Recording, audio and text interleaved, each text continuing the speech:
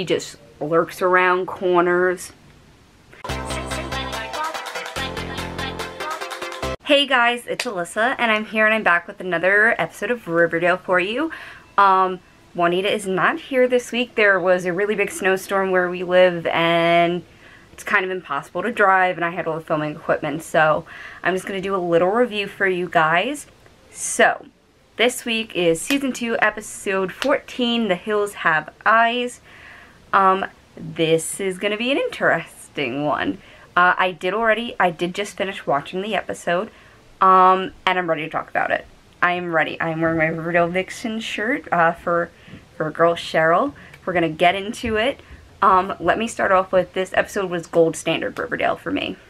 Even beyond gold standard, I would say it's platinum standard Riverdale for me. I thought this episode was fantastic. From start to finish, it had pretty much everything I loved about Riverdale in it. We had our core four, and we had some of the best supporting characters, you know, with B-plots and stuff. So that was all really, really exciting to see. So we start off with basically a little love trip. Hiram's like, oh, darn it, we can't go to the lodge this weekend. Veronica, why don't you go with your boyfriend for a romantic getaway? First of all, I want to know what parent encourages their child to go on a couple's getaway when they're teenagers, to a cabin where they're all alone with no adult supervision, and they're horny teens. I'd like to know which parents do that, besides in Riverdale apparently, because that would not fly when I was growing up. I'm like 22, it wasn't that long ago, but that would not fly for me. So that was interesting to see, but it was very, very fun for this episode, and I give it a pass for that, because, oh, it just led to so much goodness, so much, amazingness. So basically, you know, Veronica and Archie were like, yeah, we're great together, but like, well, also actually Hiram suggested it, that they bring Betty and Jughead, which, we'll get into it later on, but does seem like a little bit of a tactic, because Hiram obviously has some big plans for this weekend. Specifically, he's bringing in the New York families, you know, the other mob families, so they can have some discussions about, I'm assuming it's the Sodale project, and also, you know, the fallout from Papa Poutine's, his death. So it's a little crazy right now, but I was very, very excited to see these four kind of go away and just get to, like, be all together, because there's so much fun dynamics in there, and we kind of talk about it a little later inside the show itself with Jughead and Archie's talk. So first of all, it starts with, you know, Veronica and Archie being like, yeah, come with us, couples getaway, and Cheryl's like, great, I'm there, let's go. And then they're like, Cheryl, you don't have a significant other, you can't be part of this. I feel like it was also just an excuse to be like, we don't need Cheryl drama this week, which I can understand, and led to a lot of other great things that happened this week. Penelope is an awful, not just mother anymore, she's an awful human being. She's upgraded to that. You know, she's telling her daughter she's loveless, emotionally anorexic, so she's awful. We're gonna leave it at that. We're gonna leave it at, oh, she is mommy dearest. She's mommy dearest. No wire hangers. Ever! Cheryl, she's not mad at you. She's mad at the dirt. Alright, enough mommy dearest quotes for right now. So they pack up and get ready to go on their vacation. Chick continues to be the creepiest creeperstein ever to exist. He just lurks around corners. He just, you know, leers at his sister and uses her bathroom when he has one of his own, which it's kind of a thing for siblings to do, is to like invade each other's privacy. It's not a great thing, but it's kind of what siblings do. But Chick does it in such a way that it's, like, moves beyond creepy. He also just leers in the background. And like I said in my last review, the circle is not closed on the whole random guy that Chick killed and then everybody else had to clean up his mess, basically. Because Chick still knows, and he could ruin them with that. So that is definitely going to come into play again. And I'm kind of excited and kind of not excited because, Chick creeps me out. Flat out. Creeps me out. That's how I'm going to put it. So, once we get to Lodge, as Veronica called it, things just go a little crazy. It's kind of like a prom house, you know, with only 4 people. There's lots of drinking. A jalapeno margarita, which, by the way, somebody from Riverdale, maybe one of the writers or something, make that cocktail and post the recipe. I will make it and drink it in a video, 100%. That being said, you know, they get a little boozy. Well, after Cheryl decides to crush their trip because she's upset, and when Cheryl is upset and having emotions, what does she do? She lashes out at other people because making them miserable makes her plight seem a little less. So we all know Cheryl's got some issues. But I liked how quickly it was worked out. I was also glad that kiss kind of got out into the air. It just needed to be put to rest completely, and I think this episode did do that. It did that. Once they found out there wasn't a big fight, there wasn't a big blowout, Betty and Jughead talked about it. You know, Jughead was like, you know, I'm not mad about it. I'm mad you didn't tell me, which is a fair assessment. And he wasn't even mad he didn't tell her. Basically, they talked about it in a couple seconds and were then interrupted and laughed as they heard Varchi having some fun in the other room. It was very much like college. It reminded me of college. You know, you just hear some random bed squeaking and you're just like, this is what I want to hear tonight. I have a midterm to study for, but this is great too. I also love that Varchi, when they were talking, Archie goes, do you think they're going to break up again? That would be like the 12th time this year. I feel like this episode was very meta in a very good way. It was which is what I love about Riverdale, is when it kind of like pulls those punches and like does those, flips those tropes of teen dramas on their head. It's great to see people talk about things and work things out. It's great. You know, it's good to have drama for a little bit and to like pull it out a little bit, but then it's just good to have a talk and hash it out and be done with it. So once they, you know, all hang out, they start drinking, you know, the kiss is mostly washed away, they go in the hot tub, and then Veronica's just like, you know what? Let's just make this all go away. Let's make it all go away. I'm gonna kiss Jughead. And surprisingly, Jughead surprised me with this. I thought he was gonna be like, Veronica, I don't want to. Okay, I guess we'll just do it. He was like, maybe this is a good idea. Which I 100% thought was just him being like, you know what? My best friend kissed my girlfriend. I'm gonna kiss his girlfriend. So basically, Jughead and Archie just need to kiss now. They can play Spin the Bottle. I don't care. It just needs to happen on national television. That's all I'm asking for. Now, once that's all out of the way, they can decompress. False. There is more drama coming in. Turns out, Hiram Lodge bought the trailer park. So that led to more drama. But that was actually after.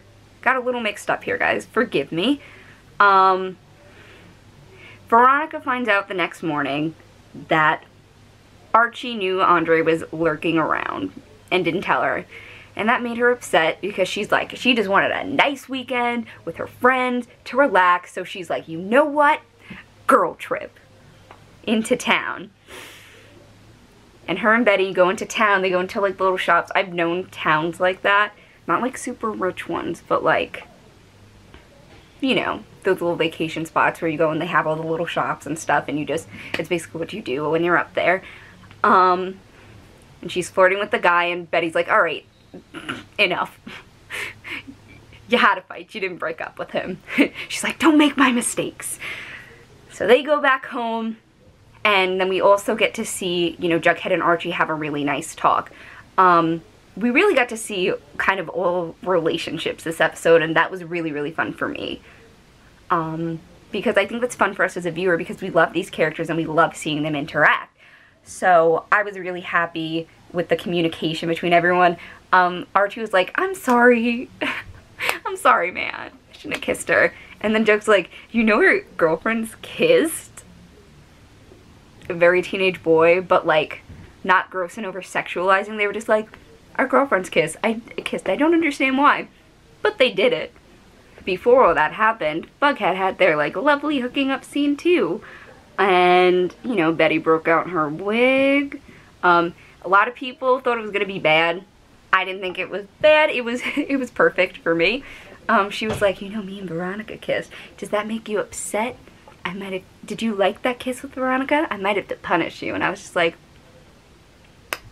down for this. I am here for this. I'm okay with this. And then they somehow proceeded to be even louder than Barchi, and, you know, they discussed that in the store and everything like that. And then it all came back against them later for a minuscule moment. While all this is happening, there's a lot going on in Riverdale. There's a lot going on in Riverdale that I feel like we should intercut with a little bit. There's also a C-plot with the sheriff, the former mayor, Josie and Kevin. Josie finds out about, you know, the affair and everything, and that her mom is divorcing her dad. Good, he's a jerk. Josie's dad is a jerk. I don't know why she's so concerned about his feelings when he treats her like crap every time she sees him, as far as we've seen in the show. But I can definitely understand why she's mad. And because she found it in a way she didn't want to, basically. There would have been a better way to go about it, but they didn't have the luxury of doing that. And then she goes and decides to tell Kevin. Now, I am 100% down for more Josie and Kevin interactions. That seemed like a really fun thing, and I hope we kind of get to see a little bit more of it. But as that plotline developed, I really liked the maturity of the characters. They both kind of realized, Josie and her mom both kind of realized, like, things came out in the wrong way, and they didn't mean to hurt the people they love, because most of the time, the people that you love don't mean to hurt you, and you don't mean to hurt them, and sometimes, you know, in your own wrapped up head, you end up doing so.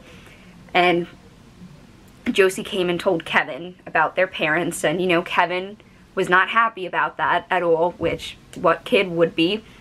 And, you know, they kind of had a fight with their parents about it, and then Josie realized this wasn't a great idea. I also like that Kevin also had like another mini plot going on in this episode. Like I said, this episode had a lot going on. And it was about him and Moose, and, well, Midge as well. Because, as we know, Kevin and Moose did hook up a lot before. And, you know, there's definitely still, I think, feelings there, at least on Kevin's side. Moose, I feel like, definitely does care in his way, but he's also hasn't fully come to terms with himself. Now, he could be bisexual, he could be gay, he could be pansexual, he could be anything.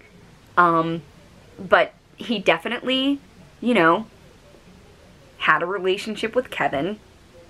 You know, physical. It wasn't necessarily emotional, as far as we know at least. But it happened. And for Kevin, he's still dealing with that because there's not a lot of people in this town that interact that way. And I thought Kevin was a really good guy. He understands.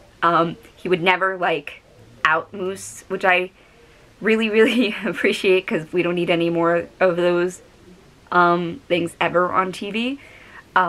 You know, and it's obvious that Moose does care for Midge too, so this is a, like, tangled situation. But Kevin was a really good guy throughout that. So we'll see where that goes in the future. But I like that Josie kind of stepped in a way. Well, he was disappointed and had to go see Love, Simon Alone. There was a good amount of product placement for Love, Simon in this episode, but I wasn't exactly bothered by it because they did it in a way that brought so many wonderful things together that I can't be mad. Now, Kevin ends up getting intercepted by Josie, and she's like, you know what, let's watch the movie together. I went about things the wrong way. Let's just hang out and kind of, you know, they're the only ones that can understand the situation because they're both in it. So that was really nice to see, and I hope we get to see more of them together.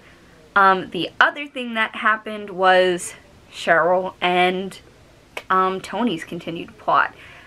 Tony caught Cheryl right after she made this phone call, and she's like, alright, what's going on with you? Because Tony can obviously sense something's off with her, and I really appreciated that Tony was kind of a person trying to reach out, even when Cheryl's been kind of awful, and she has been to the South Side before, but I kind of like Tony taking the leap. She seems like a pretty stable, steady person who would actually do something like that, and obviously Cheryl lashed out. I do think Get Your Sapphic Serpent Hand Off Me was one of the top lines of this episode. There were a few, and I have them in mind. But obviously Cheryl was dealing with a lot, which we find out by the end of the episode. She's dealing with her mom, who's just loving and doing whatever she wants without a care. And I find that really interesting, considering what she said to Cheryl in the past, which I'll get to in just a second. So Tony ends up seeing her at the movie. She was supposed to go with Fangs, and he bailed for some reason. He went peace, got out of there, and then her and Cheryl kind of went and saw the movie together, and I loved that. I think they have potential to be amazing together. I absolutely 100% think that, and I am very, very, very excited to see where that goes, because as we find out after the movie, Cheryl did have a past love in her life, and no, it was not her brother. It was her best friend from junior high that she fell in love with, and her mother rejected her for that and called her deviant. Penelope's the deviant one going around getting money for... I'm sorry, I'm gonna chill out. But I loved this development for Cheryl, because I feel like it definitely explains a lot of why she does what she does and why she lashes out so much.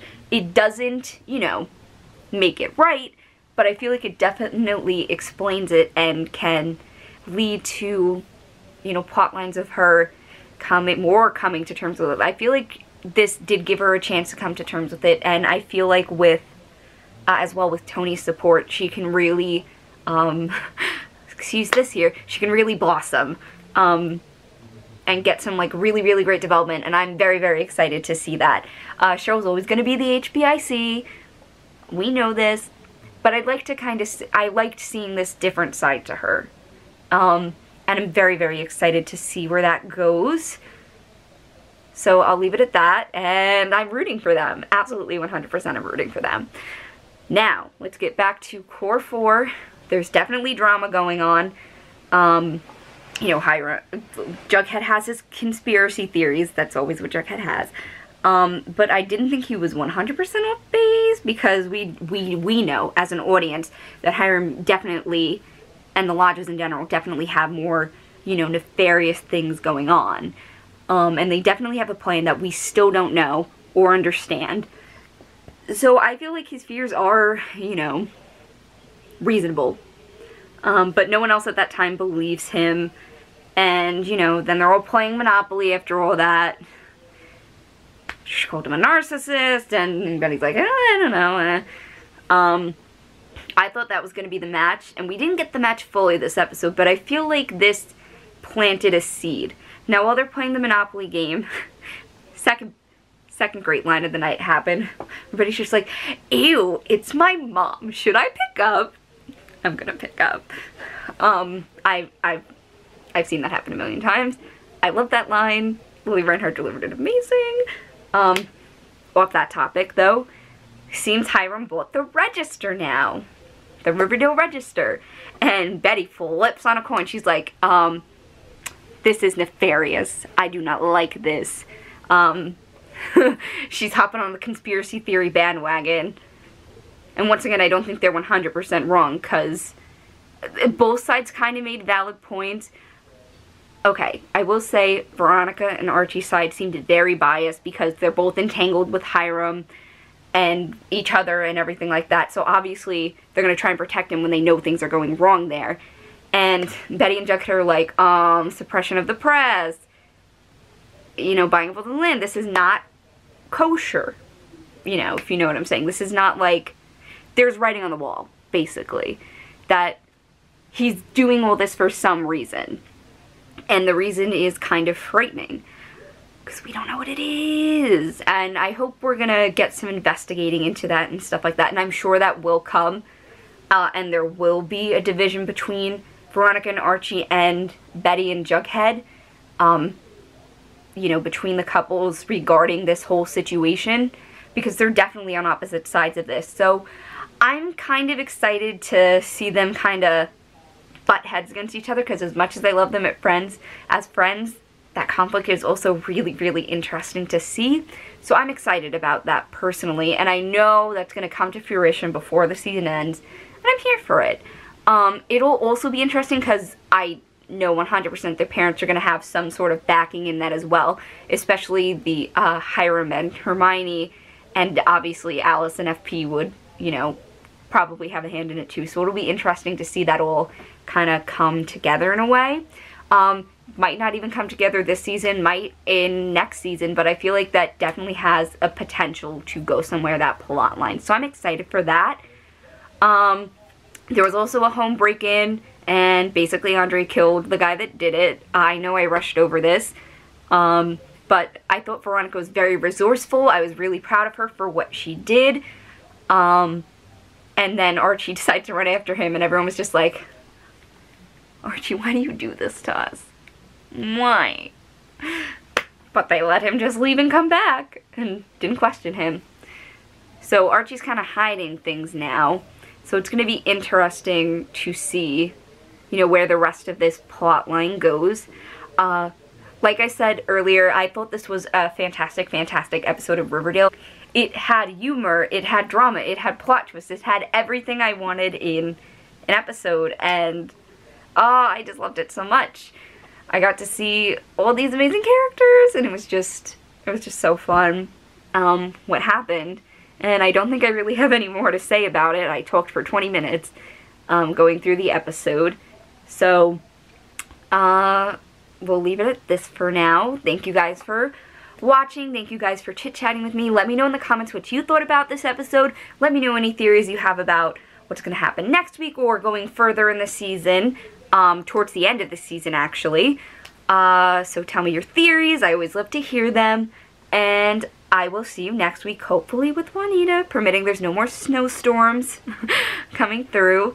Thank you guys for watching once again, and peace.